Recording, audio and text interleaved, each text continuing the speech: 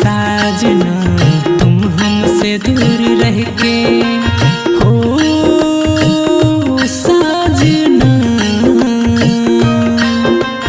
क्या करते थे साजना तुम हमसे दूर रह के।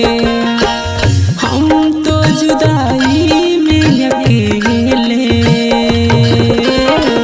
छुप छुप के रोया करते थे, हो छुप छुप के रोया करते थे।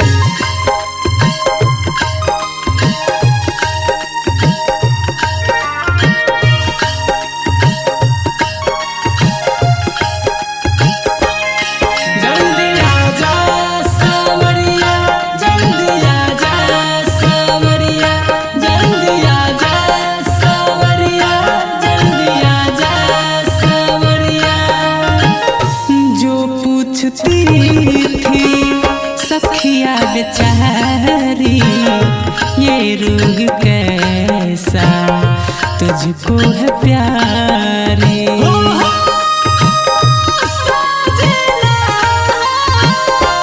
हो जो पूछती थी सखिया बेचारी ये रोग कैसा तुझको है प्यारी।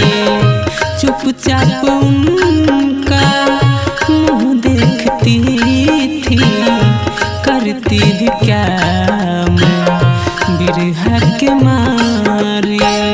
वो दिन भी क्या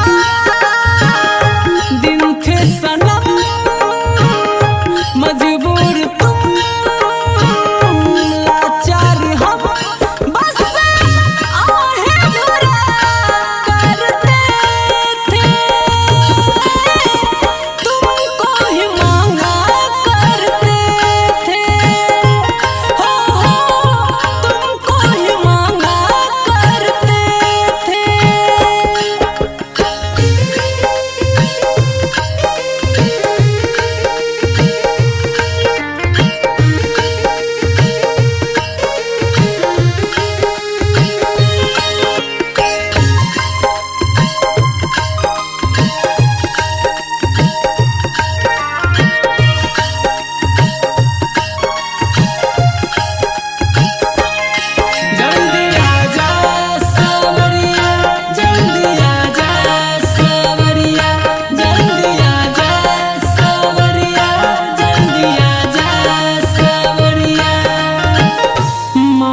जुदाई का मौसम बुरा था उसका भी, लेकिन अपना मजा था।